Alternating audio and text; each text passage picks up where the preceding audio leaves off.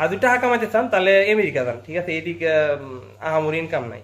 America যাবেন, মাস গেলে কামাবেন 5 লাখ 6 লাখ টাকা ইনকাম করবেন, উবার চালাবেন, দৈনিক কামাবেন $500-600। ইউরোপের ভাই এই চিন্তা করে লাভ নাই। আসসালামু আলাইকুম ভিউয়ার্স, আশা করি সবাই অনেক অনেক ভালো আছেন। তো এখন কয়টা বাজে আমি আপনাদের একটু দেখাই। প্রথমে এই দেখেন, এখন বাজে তো 12টা 43 বাজে, এখন পর্যন্ত বাসায় যাইতে পারি নাই। একটা আমি যে রেস্টুরেন্টে কাজ করি, এই রেস্টুরেন্টে একটা পোকাও নাই বর্তমানে। মালিক চলে গেছে আরো 1 ঘন্টা আগে, শেফ চলে গেছে আরো 1 ঘন্টা আগে, মানে মোটামুটি সবাই চলে গেছে, শুধু আমি আছি। পুরাটা ক্লিন করে এখন বাসার দিকে রওনা দিব। তো এই হচ্ছে আসলে বিদেশি প্রবাসের লাইফ।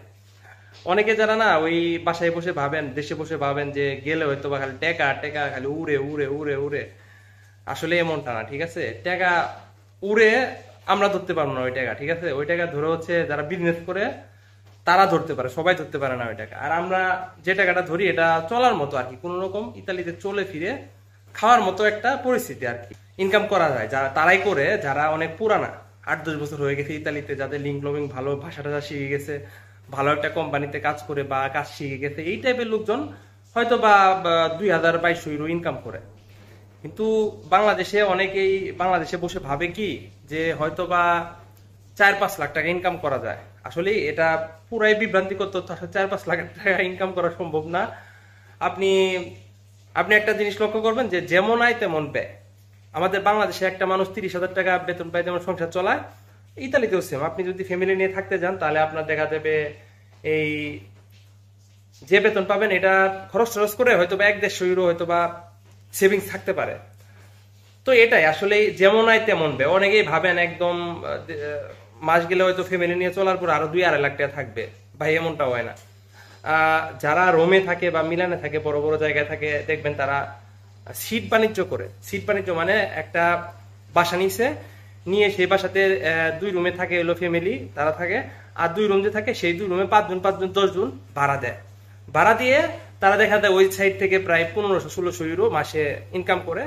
মানে এমনি সেমনি দেখা যায় তাদের লাখ 1.5 টাকা টিকার, মানে যারা এই ব্যবসা করে। আর যারা মনে করেন বাসা ভাড়া নিয়ে সিঙ্গেল থাকে, মানে বাসার ভিতরে শুধু ফ্যামিলি রাখে, আর কাউরে বাসা ভাড়া দেয় না, তো এই টাইপের মানুষজন খেয়ে দিয়ে এভারেজ কোন রকম টিকে থাকে আর কি। মানে এটাই হচ্ছে আসলে ইউরোপ বলবো না, আমি ইতালির কথা বলি। অন্যান্য দেশের কথা আমি জানি না, অন্যান্য দেশে যেহেতু আমি থাকিও নাই, আমি অন্যান্য দেশের কথা বলবো না, ইতালির কথা বলি। ইতালিতে এমনই। তো একটা জিনিস বুঝলাম, আসলে দেশে থেকে মানুষ মনে করে যে ইউরোপে আসলে বড় লোক হওয়া যায়। আসলে বড় লোক হওয়া যায় না ভাই। আপনি এখন কাজ করতেছেন, ট্যাক্স দিয়েছেন, ভবিষ্যতে আপনি বসে বসে হয়তো বা মাস গেলে 300-350 ইউরো আপনারা দিব, ওটা আপনি চলে ফিরে খাইতে পারবেন। আর চিকিৎসা সেবা সব ফ্রি। এতটুকুই বাংলাদেশের সাথে ডিফারেন্স, এতটুকুই, এর চেয়ে আর কোনো ডিফারেন্স নাই। যারা ভাবেন যে অনেক ডিফারেন্স, আসলে তা না ভাই। দেশে বসে যারা 30,000 টাকা বেতন চাকরি করতেছে, গরিব সংসার চালাইতেছে, এই ইতালিতে 1200-1300 ইউরো বেতনে চাকরি করি, মানে এইভাবে চলা যায় আর কি। তো যারা দেশে থেকে মোটামুটি মাস গেলে 40,000 টাকা ইনকাম করেন বা 50,000 টাকা ইনকাম করেন, আমি মনে করি তাদের ইউরোপ আসার দরকার নেই। আসলে যদি লাখ লাখ টাকা ইনকাম করা যেত, অনেক টাকা সেভিংস করা যেত, তাহলে একটা কথা ছিল, মানে ট্যাক্স ফ্যাক্স দিয়ে তারপর খাওয়া দাওয়া খরচ করে মাস গেলে 1-150 ইউরো হয়তো বা থাকতে পারে ফ্যামিলি নিয়ে থাকলে আর কি। এটাই হচ্ছে ইউরোপ, এটার ডিফারেন্স। আর 2 টাকা কামাইতে চান তাহলে আমেরিকা যান, ঠিক আছে? এইদিকে আহামরি ইনকাম নাই।